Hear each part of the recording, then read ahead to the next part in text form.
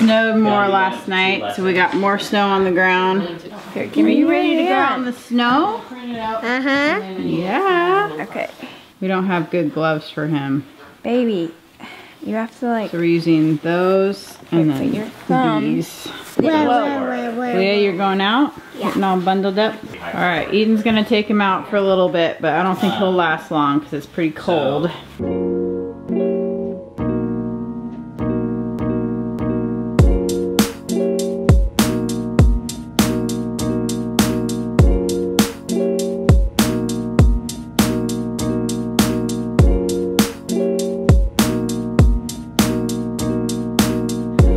Oh man, I forgot that he was still out here. I think he's been out here for 15 or 20 minutes with Filia. Hey Filia, bring him back in the yard, okay? He's just having a good old time. That's so cool. Memory is making her own chai tea, which I think is very creative. You've got all the different spices here. She already made some, and are you making more? Yeah, I really like it. Mm-hmm.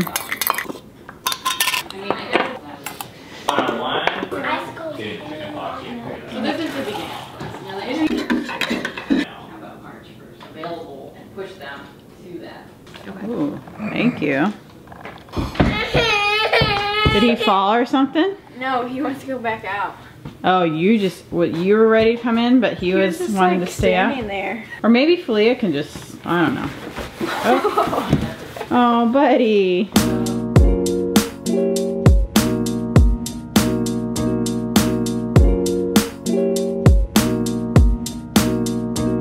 Yesterday, while Ben and I were having sex, I had this thought, and it went something like this.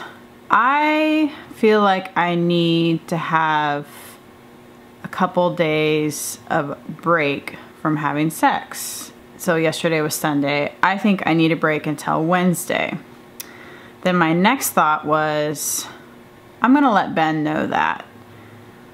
So later that day, I let Ben know that I felt like I needed a break from sex for a couple of days.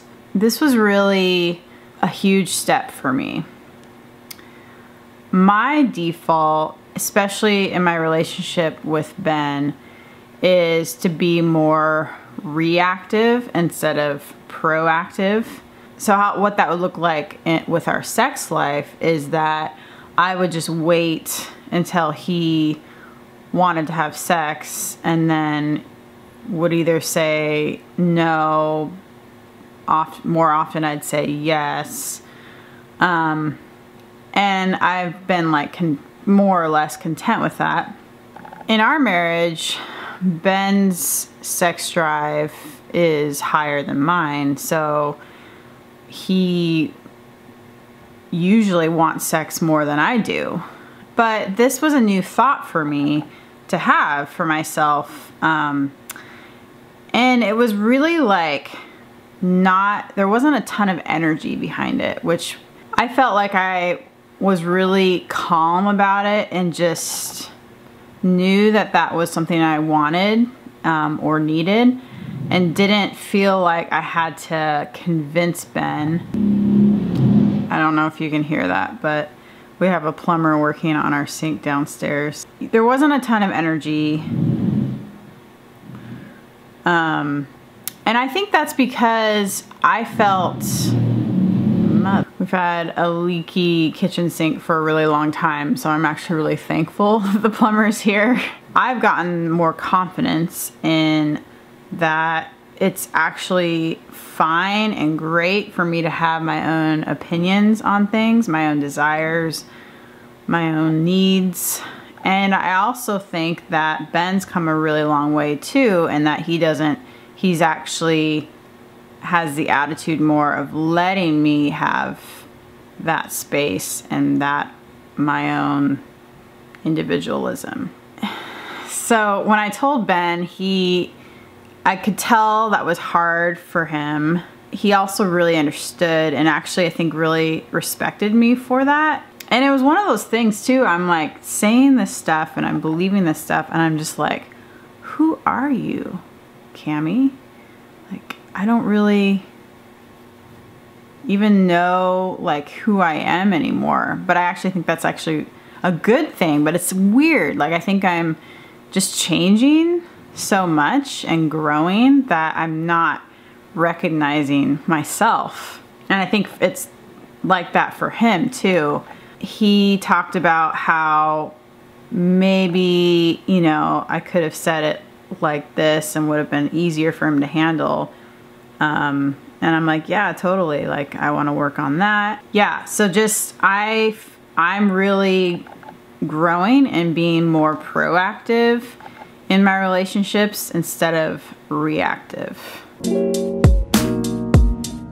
Okay, I hope you guys enjoyed that little chat from Cami. I haven't even heard it yet, but I'm anxious to hear what she shares about that. Now, when we're making a vlog, there's like a lot of this pressure to make an episode that's like palatable and digestible and marketable and all these ables. And what that basically means is you have to choose like one topic or storyline and then like build the structure of the episode around that. The problem is with our life is it's not that simple, and our goal is not just to like grow and make life simple. So we have like different things going on.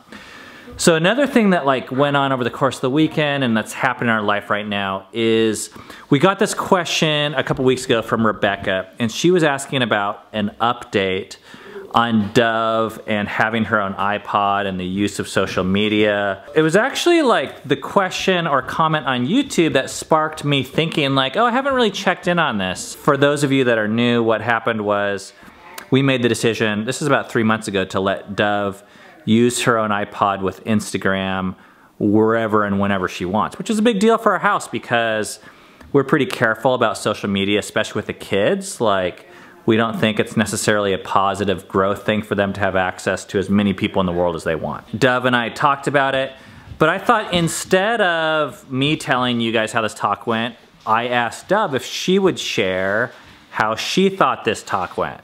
So here it is. Okay, so I'm gonna talk about how it's been with me having unlimited access to Instagram and my own iPod. I've really liked posting pictures and expressing my creativity and just in that way through pictures and like just interacting with other people on Instagram. It's been hard for me because I'm a really social person, and I care a lot about relationships in the way of it's hard for me to separate like Instagram from real life. Like, oh, if I choose to follow this person or if I unfollow them, like they're gonna see me different, like, because they're gonna see me differently, like no matter like what the reason is, if I'm not allowed to, which that was what it was before, when I could only follow certain people and I had to ask who to follow and stuff like that. It was really hard for me to I just had to stop because I felt bad for not following certain people, and it was just a mess and I couldn't separate it. And so I think I've gotten better with that. It's still hard, but it's my decision now, so it's like, it's more on me. It's just different. My dad sat down and talked to me about how like basically starting off small with anything. Like, he used the example that he's used with other people and things that I've heard before of like someone getting a latte once a week. It's like $4 or something like that. Multiply that over 10 years and the number ends up being like 3,000, just something crazy. And like, okay, well, what could you do with $3,000 instead of getting a latte once a week over 10 years? And it's just one way to think about it. And he used that in Instagram for following people, is if you follow people, you're dedicating a part of your brain space to this person's life, or just this site or something, to thinking about this. So like, and like, you think it's only a few seconds and it is only a few seconds, but add that up for like by any number, whatever. I think we did like, I don't know, we did some crazy number where it ended up being like 3 years you would spend just on this person's life, like catching up and following up with them and stuff like that through their pictures and Instagram. And like I said, I kind of already heard that, but like, I was really thankful for him saying that again, and just, it was good for me to hear. He told me what he does about, he makes a list of reasons why he follows people, and he had me make a list for myself that wasn't the same, but just like reasons why, not just like, it's not just like, oh, I'm gonna follow them because it's so easy to follow someone, but to actually like have like certain reasons why you would follow them, like if you want to go deeper in the relationship with them, if you want to just stay connected with them, if you feel inspired. Or when he was telling me this stuff, it felt like I knew I still wouldn't want to unfollow people that I know, or like people that I've met or whatever, because it's just, to me, it's still not worth it. I don't know. I mean, I believe it's worth it, but I'm not strong enough to make those decisions really with, people that I know. But I unfollowed a bunch of like celebrity people, and that was kind of easy. Don't really need to know what Chrissy Teigen is up to. It's different, and I think it's better than the last time I started Instagram, which was, I took a year off from Instagram. Couldn't handle the social people, like, oh, I can only follow so many people. I can't follow her and she's whatever. I can't follow him. It was just too much for me. Yeah, I think it's better than it was before. Just different. My siblings have Instagram, and they're like, at least it seems that they're able to really like they couldn't care less, like really, like they'll follow them, they won't follow, like it's just super easy. And for me, it's like, I can't, like, it's really it's really tough, and I don't know what to do if like I just feel bad about not, like, it's so easy, but then like it's actually not, because it's taking up a lot of my mental space, and I only have so much mental space, and I probably shouldn't be following Disney accounts, and I don't really need to know that stuff, but to just like follow or just stay connected with a few people and go really deep and try to go deeper and grow in relationship with them, even if it's through Instagram.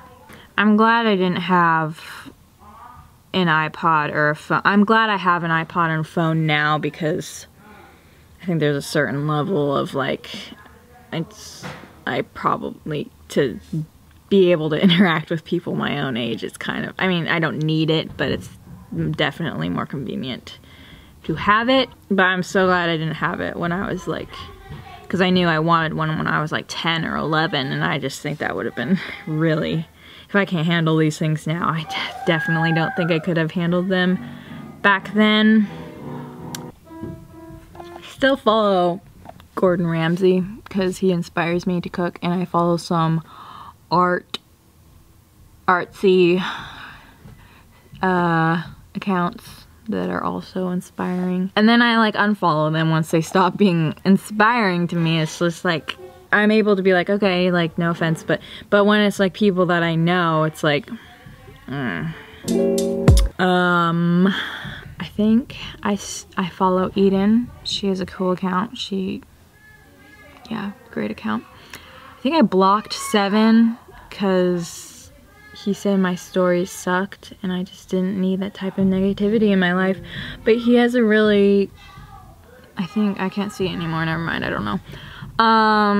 And I follow Fight for Together. I know it's a little sketchy, I know, but I can handle it because... Okay, are you filming? Yeah. Okay, tonight I'm making dinner, and I'm making Parmesan garlic crusted chicken. roasted potatoes and broccoli and cauliflower.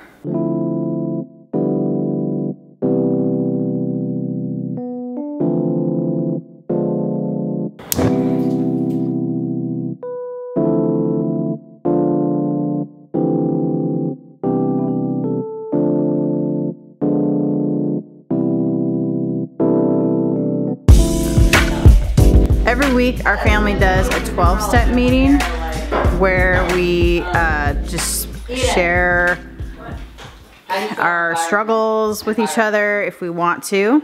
This 12-step meeting is a cool format for us as parents because it's really the only time where we can kind of be on the same level as our kids and all just share our struggles together as human beings.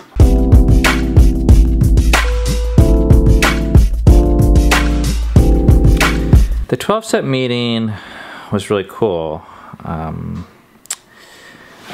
You know, one of the things that I try and share is the thing that I least want to share or talk about. So I shared today about what it feels like for Cammie to kind of take the stance and say, I don't want to have sex for 2 days. And how difficult that is for me. And it sounds kind of silly to even share that because it's just this purely like emotional thing. Like, I'm really glad she's doing it. I don't know what all she even like told you guys earlier because I haven't like seen that part of the vlog or what she filmed at all. So I'm totally glad she's doing it. It's like no big deal. It's like what, 2 or 3 days or something. So it's like totally, I don't know, like first world country type of problem, and yet having something like inaccessible or feeling like it's taken away makes me like want it all of a sudden. So I feel like, oh, like I didn't really want it until I couldn't have it, and now I like feel like I'm missing something. But just sharing with the kids how that's a hard thing and how I'm dealing with that and how that feels was a cool opportunity for me to share a side of my humanity.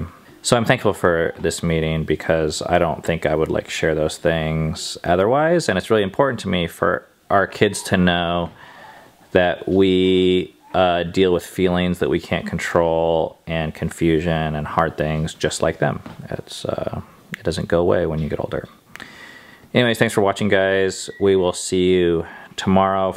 I want to give a reminder that we have a Facebook discussion group for topics of this vlog. If you want to go deeper in discussion than the YouTube comments, which isn't very conducive to real conversations, the link is in the description below, and we'll try and put it in the comments. So we'll see you guys tomorrow.